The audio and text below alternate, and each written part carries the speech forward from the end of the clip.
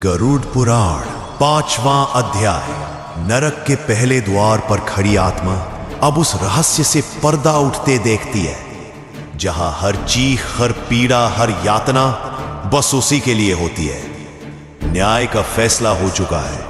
अब आत्मा को भेजा जाता है उस विशेष नरक में जो केवल उसके कर्मों के लिए बना है। गरुड़ पुराण कहता है कि हर आत्मा को उसके पापों के अनुसार एक अलग नरक में भेजा जाता है, और ये नरक कोई साधारण जगह नहीं, ये वो स्थान है जहां हर क्षण आत्मा अपने ही कर्मों से बनी आग में जलती है।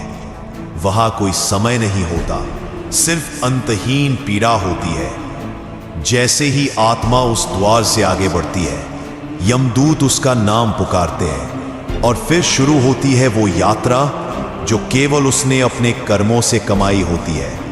वहां वो दृश्य दिखाई देते हैं जो शायद किसी ने कभी देखे भी ना हो। उल्टे लटकते शरीर, लहू से भरे तालाब, कांटों से चुभती धरती और घसीटते हुए ले जाते यमदूत। गरुड़ पुराण वर्णन करता है 28 प्रकार के नरकों का।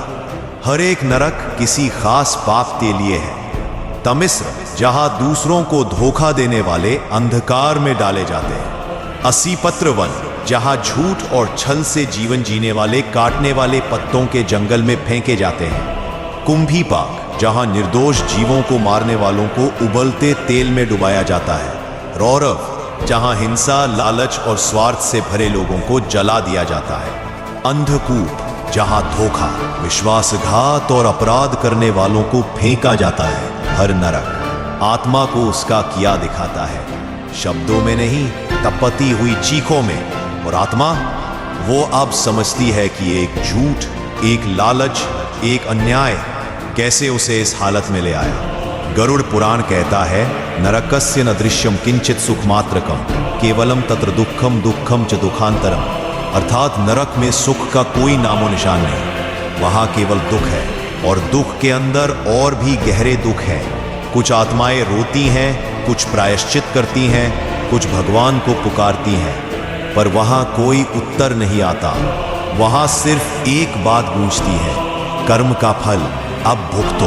यह वह क्षण होता है जब आत्मा को अपने जीवन के हर क्षण की कीमत समझ आती है। उसे लगता है, काश मैंने समय रहते अपने कर्मों को सुधार लिया होता।